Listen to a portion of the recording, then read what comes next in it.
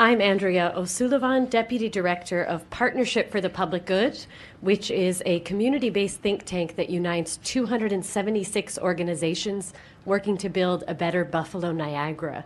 So thank you for the opportunity to testify today and to bring our perspectives from Western New York into the conversation. In November, together with Open Buffalo and the Drug Policy Alliance, we released a policy brief analyzing the last 5 years of data on arrests for low-level marijuana possession within the city of Buffalo and across Erie County. And I'll briefly share the findings of our research and consider the potential positive impacts of smarter marijuana laws on racial equity and public health in Western New York. For a state that decriminalized marijuana 40 years ago, it's shocking how many people we still arrest for possessing it. Over the 5 years from 2012 through 2016, there were 2,659 arrests for simple possession in Erie County, of which 2,145 were in the city of Buffalo. In 2016, arrests for low-level marijuana possession made up 10% of all misdemeanor drug arrests in Erie County. The racial disparities in these arrests are also shocking. In Erie County, where 18% of the population are people of color, 76% of the arrests for simple possession were people of color. And in Buffalo, where 51% of residents are people of color, 86% of the arrests were people of color. And African Americans in our region are particular targets for arrests. Although representing only 13.5% of Erie County, they accounted for 71% of marijuana arrests during this period. And mostly we're talking about young people in these numbers, who in many ways have the most to lose from being arrested. Last year, 58% of those arrested for low-level possession in our county were 25 years old or younger, and 83% were 34 years old or younger. When these young people are convicted, even of the lowest level marijuana charge, they face severe and long-term consequences. And we know, research tells us, that young white people use marijuana slightly more than young people of color. So it's grossly unfair that it's overwhelmingly people of color being hurt by these outdated enforcement actions. And as we've already heard a little bit today, this unequal enforcement of marijuana prohibition comes at a high cost for our low-income and communities of color in Buffalo and across the state, from over-policing and overly aggressive police tactics to the long-term effects of involvement in the criminal justice system, including criminal records that limit individuals' access to housing and mortgages, student loans, and education opportunities. And a lot of our work at Partnership for the Public Good is on overall criminal justice and police reform.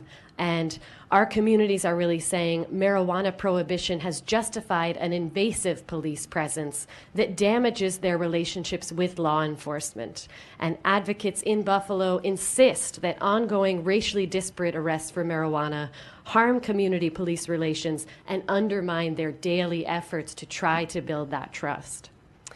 At Partnership for the Public Good, we believe that public policy should be based on facts and on careful analysis of the costs and benefits to society.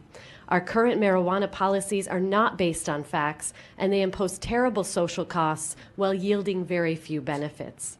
So we support marijuana taxation and regulation because it is based on facts and because it will improve public health and safety by making it easier to restrict use by minors, by making it easier for problem users to get help and treatment, by making it easier to keep dangerous additives and chemicals out of marijuana, and bringing marijuana out of the underground economy where it fuels violence and crime. It will reduce racial inequality by addressing one of the offenses with the very worst racial disparities in enforcement and reducing the severe collateral consequences, mostly for young people of color, that they're suffering from marijuana arrests. And it will save the public money on wasteful enforcement and generate new tax revenue that can be used to repair some of the damage done by this unequal enforcement and the overall negative impacts of the war on drugs. Ourselves, together with a coalition of community organizations in Buffalo, have joined the Start Smart New York campaign convened by the Drug Policy Alliance, which correctly asserts that legalization of marijuana is smart for communities, for racial justice, and for the state's economy. Among our 276 partners in Buffalo Niagara, we hear the growing call for smarter marijuana laws. And at the core of our organizational model is a process we run each year, where every fall we lead a democratic debate and vote among our partners, and they determine what we call a community agenda. And that names the top 10 policy changes that they want to see to local or state policies to advance equality, sustainability, and cultural vibrancy in our region.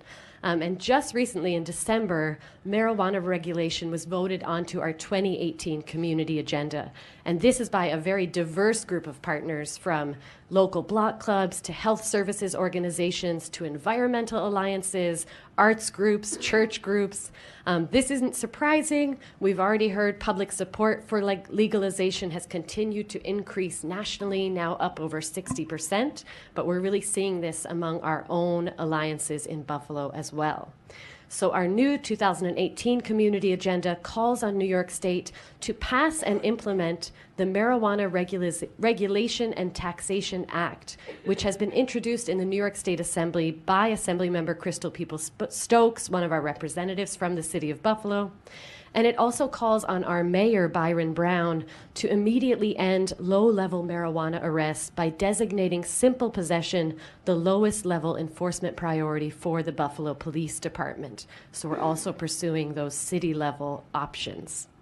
So together with our partners, we urge the New York State Legislature to end prohibition, create a system to tax and regulate marijuana, and repair and reinvest in communities most harmed by the war on drugs. Thank you.